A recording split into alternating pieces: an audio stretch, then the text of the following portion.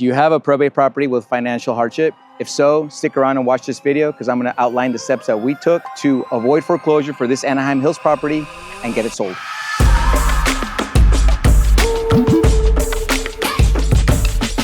One of the more pressing issues that we dealt with while getting this property sold was that we had two notice of sale dates that were scheduled. We had the first scheduled date in October and the second scheduled in December. A notice of trustee sale date, basically what it is the finalizing of a foreclosure. Our client on this property, because of a hardship, was no longer able to make the mortgage payment, and as a result of it, the lender started a pre-foreclosure by filing a notice of default, which happens 90 days after not receiving payment, and then thereafter moving along the process to filing a notice of trustee sale date.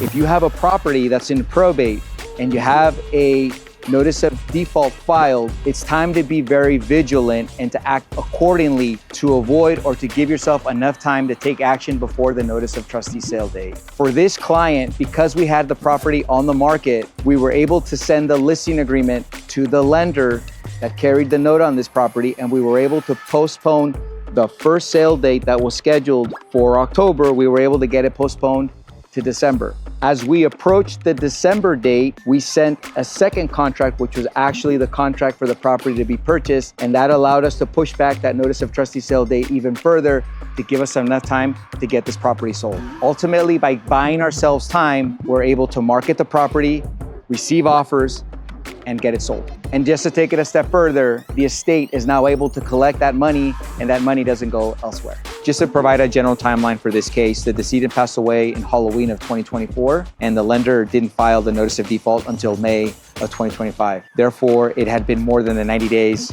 that non-payment was received. The notice of default is what kicks the foreclosure activity, because then once the notice of default is filed, then the lender can go ahead and file what's called a notice of trustee sale. It's when you have the notice of trustee sale that's scheduled that somebody wants to do anything in their power to go ahead and get that date postponed. So a few ways to get that postponed is a contract of a listing of sort or a contract to purchase. That's one. Or another way is outright doing a reinstatement, which is basically paying the default amount and bringing the loan current. We submitted the listing agreement in September to postpone the October 15th notice of trustee sale date, which was kicked back to December. During the week of Thanksgiving, we went ahead and we submitted the contract for purchase to kick back the notice of trustee sale from December to January. Therefore, again, giving us sufficient amount of time to close escrow and avoid foreclosure.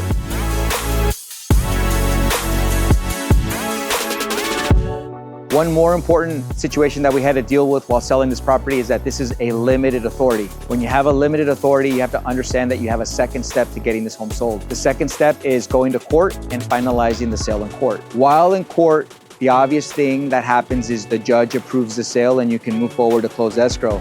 But a variable is that you can also have what's called an overbidding process. In other words, a live auction. For a property like this that was sold close to market value, there was no overbidder that went to appear in court to create that live auction, but that does happen. What I really want to emphasize is it's important that you have a real estate agent that understands the limited authority process and understands the court confirmation process to help you get this property sold. As a realtor, it's always important that we can speak the process to other fellow realtors, so that way the realtors that are representing buyers feel comfortable submitting offers on these types of properties. If you have an Orange County probate property and you need help with an experienced probate realtor, don't hesitate to reach out to us at the number below.